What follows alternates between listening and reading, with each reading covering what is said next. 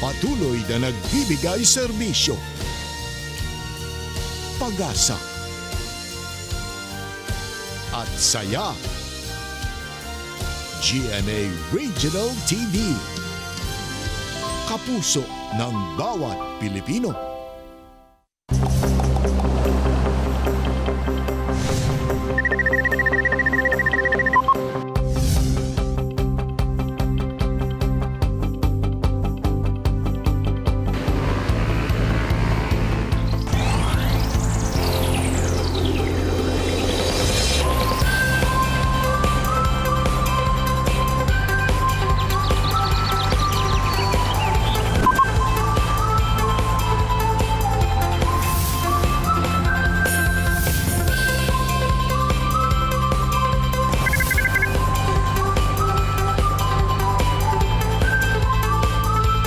Kini ang At Home with GMA Regional TV.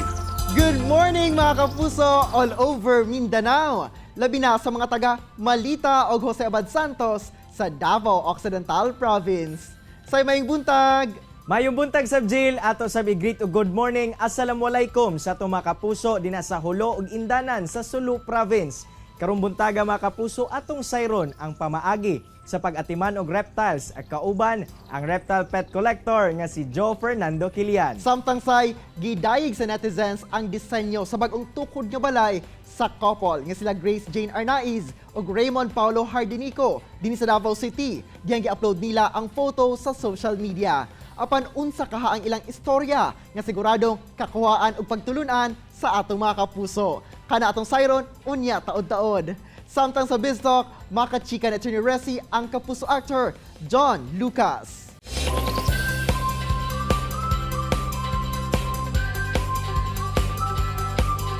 Galaw-galaw usa ta mga kapuso, pinaagi sa At Home with GMA Regional TV Dance Challenge. Sayaw na, kauban si Josel Joy Aurelio.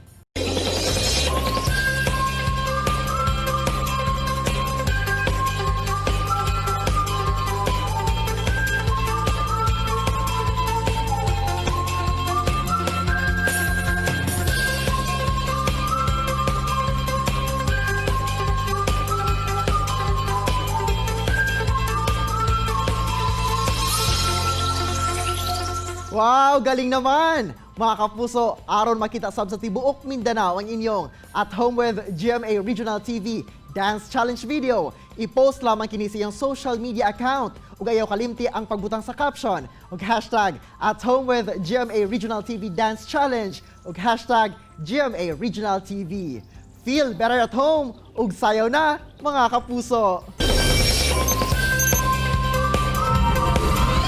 Mga kapuso, atong sayron ang istorya sa usa ka couple dinhi sa Davao City nga pinaagi sa online selling. Nakabangon gikan sa ilang kaagi ug nilambo ang ilang panginabuhian.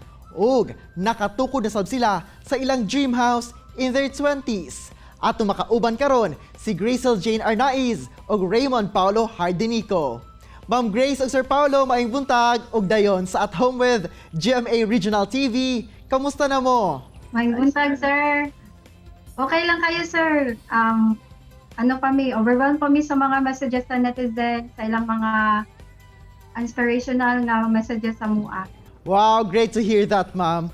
Ma'am Grace, nahibalaan namo nga naging pregnant ka when you were still in college. Can you please share kung paunsa nimo na manage nga magpadayon gihapon sa pag-eskwela hangtod na sa imong college graduation? Pregnant ko ato last time sa 4th year ko. So graduating na ko and then mag-practicum na ko ato that time. So nag-decide jud ko actually, sir, nga mag-stop. Kay di na ko ma-take ba nga muna ko akong tiyan and then nagka-practicum ko. Pero namanggod ko yung mga friends na asya, ako ang family nga ug akong professor nga nagatuo nga kaya nimo na graduating na ka. So basta kay ang ingon sa ako ang manggong eskwelahan magpakasalang ni Sumoto ni Porso ko and then ni paso jud ko hangtod sa on the day sa mga graduation nga dako akong tiyan. Sir Paulo, that time manhibalaan nimo nga magka-baby na mo, unsay inyong nahimong plano dayon? Medyo nalisod pa sa part na ako siya graduating tapos bawal sa school eh. So nag-decide me if mag-stop pa siya or ipadayon na mo. So gitay na mo, ipadayon na mo. Antod sa nga nanganak na siya. 5 days after sa iyang graduation. Well, murag, double celebration gid to no, kay after sa graduation, naana dayon mo i-baby. As in. Ma'am, sir, kamusta ba ang imong dagan sa inyong kinabuhi isip na ana mo family? Actually, okay kaayo sir ka nang napako sa stage nga nag-adjust kay that time dili ka nang bago pa mi graduate ato niya siya nag-eskwela pa. Fourth year college pa. Fourth year college pa siya. So naga-depend pa mi sa iyang parents, ginatabangan pa mi nila. Pero okay siya kay among anak ang imong inspirational ato nga time na makagraduate lang siya o mangita mi work mo pa to muna that time. Ma'am Grace ug Sir Pao, bisan pa man you both earned a degree na, nganong nakadesisyon mo nga mag-online selling o paunsa pud nagsugod nga mag-venture mo niini nga pamaagi sa pagnegosyo? Actually sir kanang nakipuyo man gud mi sa iyang parents ato. Nga ako nagbantay sa baby ina siya nag-eskwela, dili ko mahimutang ba nga wala mi income kay college pa lang na anad ako nga naga-online selling dun ko. Katong nga time kay wala na ko ilaing kay kung manarbaho ko dili na ko matiman akong baby and then gusto na ako nga breastfeeding siya nga ako di matiman. So nakaunaw na ko why not do online selling. So na meet na ko ang lain-laing bodega dinhi sa Davao and then ano pa mi ato ginagmay lang gyud kaayo. Ginagmay mi nag-start mi nga mangutang sa kong ate og 2,000 man ata tong kapital kay para lang mahuling-ruling namo 2,000 lang jud siya. And then mo to pag wala siya klase mo adto mi mangumpra and then deliver hantod sa nakaipon mi. And then nagtuloy-tuloy na siya nanami-namit nga mga dagko nga mga suppliers na gyud na mo joy naghatag sa mua og kanang kampuhunan. Unsa ba nga mga produkto ang inyong ginabaligya online ug kamusta ang nahimong dagan sa inyong panginabuhian niadto? Mga general merchandise, t-shirt, na yung mga sapatos, pinelas. Oo. So, unsa tong gina-market sa Facebook, katong makita niyo kasagaran sa Facebook nga kanang mga gadgets or sa mga alos kana tanan gina-post ni Grace, ginabalik na mo. Oo, kanang mga gani overruns. Tanan kana mo pa na jud among gi-start and then malipay na mi ato sa una nga na maka-income ginagmay lang taga adlaw. So nag-usab jud amo ang kay makatabang naman mi sa iyang parents, makahatag na mi ginagmay sa pagkaon pero nakipuyo pa mi ana sa iyang parents. What made you decide nga magpatukod na gayud og kaugalingong balay? Gusto na namo ba nga nami own comfort zone. So Freedom. and then naman siya ilote nga hatag silang papa. Then mao to nakatigom-tigom naman mig dako-dako, so nag-decide na gyud mi. Actually dahil before mi na-meet ang nag-online seller mi, na-meet man gud namo sa Iligan, balay, condo, yuta. So ni join pud mi ha ato nga time. Ma'am Grace ug Sir Pao, unsa iyong nabati every time nga makita ninyo ang progress sa pagtukod sa iyong dream house hangtod sa nahuman? Excited kami everyday. Alos magod everyday magud nagalakaw, nagabaligya, naga-deliver. So every time nga makauli mi, naghapit jud mi di sa among ginapatukod nga balay. So katong kakapoy na mo nga naga-deliver mi, tibok adlaw mi nagalakaw. Ang kakapoy na mo kadaabot na mo diri mawala siya kay makita jud na mo ang progress nahilay na siya kabuo. And then there mi nakahugot og kanang pa nga dapat dagko kami kinkam para mahuman na gyud siya dayon. Aside sa inyong inspiring story, napawaw sab ang netizens tungod sa nindot nga interior design sa inyong balay. Personal choice ba ninyo ng mga disenyo including ang mga gamit nga gipangbutang? Oo sir, actually dagag nag-aasa ko sa messages nga ma'am kisa day architect na mo ani, asa daw mi nagpa-layout ani. Actually siya lang jud ang mastermind. Kanang amo jud ni tanan choice, color, combination, and then gusto man gud yag modern. Gusto man niya. Siguro sa kahilig lang ko siguro ako sige mo tanaw ng mga video na mga design sa balay, sa pagporma sa balay. Ang ba nato so kuhaan lang na mo idea tapos gi-apply na mo dire Bali among gi-combine ang idea namo and then amo ang gusto gyud. So nag-come up ni ani nga design sa mong balay. Pati ang mga furnitures amo aga pud din pa-customize. Actually wala pa ni nahuman first floor pa lang kaya mong gawa na ang plano dyan na mo is Iba second floor. Two-story na balay. So kani nag-focus sa mi diri sa first floor, amo sa gipagapo na mo, so later on na lang tong In sa God's taas. will, magpa second floor mo po. Ma'am Grace ug Sir Paulo, unsa inyong ma-advise sa ubang couple sab nga buot mo engage into online selling business aron magbalampuson pud sila? Dako kay siyang tabang. Tapos, kung mag-online selling lang, ako lang yung mahatag na tip is that, pursue lang yun, tapos everyday mo na ay goal. Dapat karon nga adlaw na may goal kung pila inyong kailangan ma-income. And then, i-lessen tanan ninyong mga expenses. Tapos, kung na may matumal nga adlaw, dili dapat mawad-an og pag-asa gyud. Padayon lang jud gyapon pagpaningkamot. Kay ako dati, maski maaptan nagkadlawon mag-market lang jud gihapon ko kay para makam-up para ako atong makamit gani ako ang goal kay nagalit tagagabi nagalista jud ko goal na ako nga dapat ugma akong earnings ani ana. So sa inyo nga mas nindot nga naa joy goal kay para naamoy paingnan gani sa pagkaadlaw. Alright, daghan kayong salamat Ma'am Grace ug Sir Paulo sa pag-share sa inyong istorya nga kakuhaan gayud og inspirasyon sa atong mga kapuso. Thank you po. Mga kapuso, chillax lang mo, mubalik pa ang At Home with GMA Regional TV. Kini ang At Home with GMA Regional TV. Best talk tayo ng mga kapuso, kauban si Attorney Resi Rizada. Resi! Thanks, Arjel! Maayong buntag mga kapuso, makauban nato karong buntaga dinhi sa Best Talk si Kapuso artist, John Lucas. Maayong buntag, John! Welcome to Mindanao! Welcome sa At Home with GMA Regional TV. Kamusta ka na? Hello, attorney. Maayong buntag po. Hello po sa ating mga kapuso. Ayun, maayos naman po tayo. Sa awa ng Diyos ay nananatili tayong malusog. Pati po ang ating buong sambahayan, pati ang ating pamilya ay healthy rin naman po. Ayan. And we're happy to hear that. Pero parang very recently, you've also shared pala that ikaw ay isang naging COVID-19 patient also. Can you tell us more about that experience naman, John? At saka, are you feeling well na right now? Yes po, okay na po ako. Ayun nga, nung nakaraan po, ako po ay nagpositibo pero doon po sa rapid test. Pero nung ako po ay na-swab test naman po, first swab pa lang, ang lumabas po agad ay negative. Kaya po, ayun, parang ang totoo, attorney, parang hindi po ako mabibilang as COVID survivor. Parang masasabi po COVID suspect lang.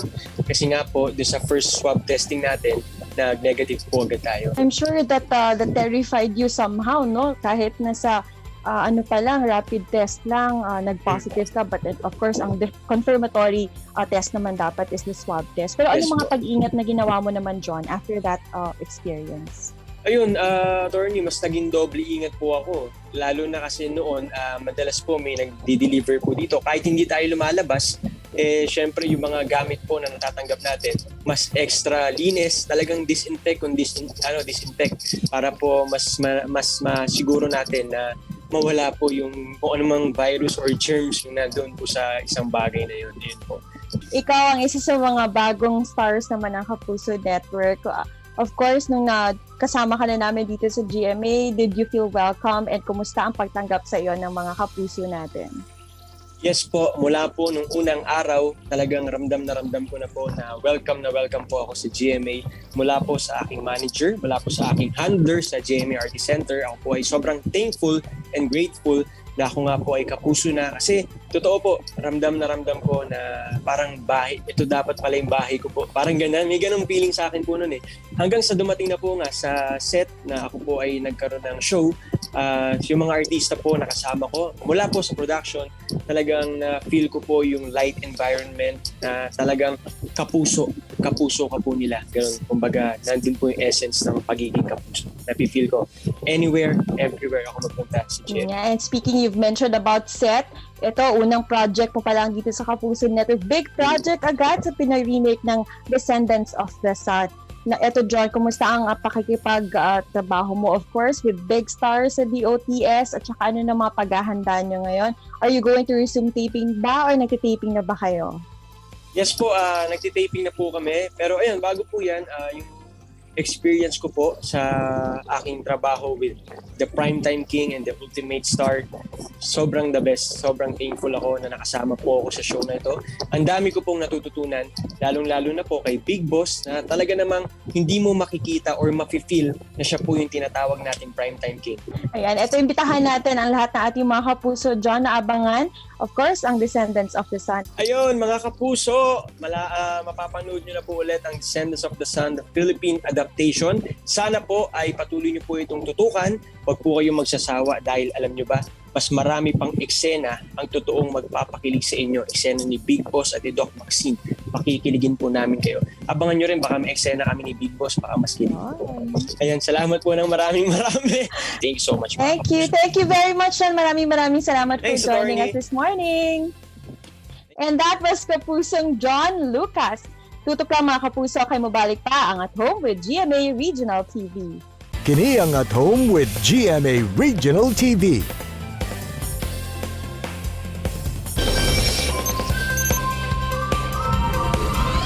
Mga kapuso, karong buntaga atong makauban ang usa ka Mindanawan nga nahilig sa pag-alaga og reptiles. Atong sayron kung unsa ba ang storya sa likod sa pagpangolekta niya og samang mga hayop.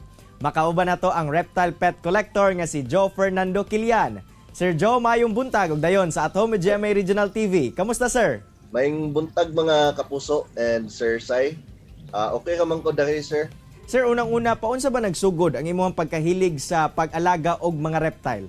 Nagsugod ni siya katong 8 years old pa ako, mga grade school. Kay DNR director man ang dad sa una and akong inang. And ga-rescue man sila mga animals, tapos bata pa ko, na-expose na ko sa animals. Nasayod ta, sir, no, nga dili kini common nga ginahimo sa mga pet owners. Apan, sir, ngano nimo napili nga mga reptile ang alagaan? Kay unique man gud siya, and mas maayo man gud, mas ganahan ko sa reptile kay mao man gud na anda na bata pa. And ang katsada sa reptile is mo research yung una before keeping it. And naapod siya challenge pod ko buyon. Kay kung dili nimo siya timanon og tarong, mamaak man gud siya. So, sa karon, sir, unsa-unsa na ba ang mga hayop nga anaa sa imuhang pag-alaga? Right now, nakoy mga alaga na under sa DNR na with papers siya. Legal siya actually. Reticulated python, bearded dragon, and chameleon, and also iguanas na ako karon sa akong custody. Sir, unsa pod ang pinakamahal ug pinakadugay na nimo nga alaga? Unsa pod ang backstory ani nila? Isa sa mahal dere is ang reticulated python nako na golden child, which is 21,000 pesos. Mo kaya siyang pinakamahal na halas nako dere.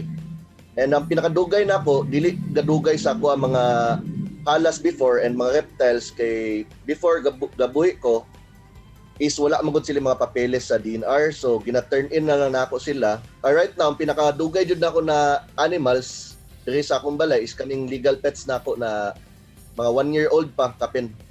Sir, sagad ba sa imuhang mga alaga kay pinalit nimo o hinatag rasab sa imo? Uban na mga alaga nako usually is mga rescued na mananap na ginahatag sa mga silingan and uban mga tao. And usually kani mga rescue na mga animals, mga reptiles di nakuha. And kani mo dugay na mga animals nako, like kani mga legal nako na mga pets is mo na siya ang mudugay sa ko mga 1 year. And ginapalit nako na siya kanang ginakip nako katong ginahatag ra is gina-release nako sa DNR Region 10. Sir, kung medyo mahal na nga mag-alaga og mga common pets, no, sama sa iro ug iring, pero sir, curious mi ba? Mahal pud ba mag-alaga og mga reptile na pets? Dili kay siya nga nakagasto ang maintenance sa reptiles. Kay once mapalit nimo siyang certain reptile, initial nimo na cost is paliton ra nimo siya, medyo mahal. Once mapalit na nimo, ma-obtain is purely hago ra jud tanan. And mo ka man siguro kay kumpara nimo sa iro, maintenance everyday kaon ang reptile is any other day kang kinaon. Medyo dili kay siya nga nakagasto kumpara sa iro ug iring. Sir, paunsa nimo ginasiguro nga anaa sa maayong kondisyon ang imong mga alaga o paunsa sub nimo mapakita diha kanila ang imuhang affection ngadto sa ilaha? For me, usually ang affection na ginahatag no sa animals is ginahandle jud nako sila every day and ginahatagan ako sila vitamins and ginapaadlawan. Usually kung dili man gud nimo i-handle nimo ang reptiles is wild man gud na sila, wildlife man gud na sila. Kung dili na nimo sige kuptan-kuptan, na tendency na mo revert balik sila into wild na animal. And every day ginabahogan jud na siya. Once na tambok jud kay na siya tanan, mo na siyang healthy jud na animal. I mean, dili everyday nang binahogan sa reptile. Any other day or kung siya bahogan jud na siya and gina-handle na siya daily. Pero sir, doon na ba yung mga times nga, doon na po kay kahadlok nga mabati nga to sa imong mga ginalaga, knowing nga kini sila mga wild animals? Naadya pon tay kabaw usay, labaw na sa snakes and sa mga big lizards. Naadya pon tay hadlok usay kay labaw feeding. Kay usay kung feeding jud manimahaw man tag kaning karne sa manok. And usually ma-mistaken sa reptile na pagkaon imong kamot. So mapaakan jud ka usually. Time to time na makatilaw jud tag paak jud usay. Sir, sa imuhang tanaw, unsa kaha ang mga responsibilidad nga apil sa pag-alaga niining mga susama nga hayop? Isa is dapat yun yung pakaonon siya. Dayon isa pod is dapat pod imong tangkal is escape proof.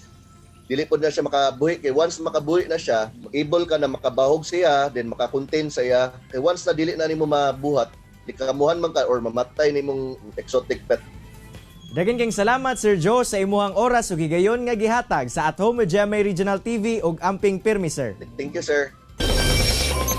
Say, gipamatud-an sa couple nga si Grazel Jane Arnaiz ug Raymond Paulo Hardinico nga pinaagi sa diskarte ug pagpaningkamot sa negosyo, makabot ra gayon ang pangandoy sa kinabuhi sa ilang pamilya. Samtang Jill, gikan sa iyang childhood encounter sa mga hayop, hangtod karon, nahilig na gayod sa pag-alaga og hayop labi na sa reptiles, si Joe Fernando Kilian. Samtang sa isip bagong kapuso, dako ang pasalamat ni John Lucas sa pag-welcome kaniya dinhi sa kapusong istasyon. O gani, big break dayon niya nga usa siya sa mga cast sa Philippine adaptation sa Descendants of the Sun. Mga kapuso, unta na inspire og nakakaton kamo sa gi-share sa itong mga bisita karong adlaw sama na lang sa panultihon ni Mary Kay Ash. Nga don't limit yourself, you can go as far as your mind lets you. What you believe, remember, you can achieve. See you tomorrow mga kapuso, alas 8 gihapon sa buntag. Dinhi lang sa inyong Morning Kabanding, ang At Home with GMA Regional TV. Makita pagbalik ang atong episode pinagi sa pagbisita sa www.gmaregionaltv.com. Huwag yung kalimot mga kapuso, mag-subscribe sa official YouTube channel sa GMA Regional TV. Mga kapuso, always remember that God is good all the time. Ayaw sab kalimot sa pag-smile. Amping! Stay safe and healthy mga kapuso. Ako si Cyril Chavez. Kinisab si Argil Aralator. Buong puso para sa kapuso.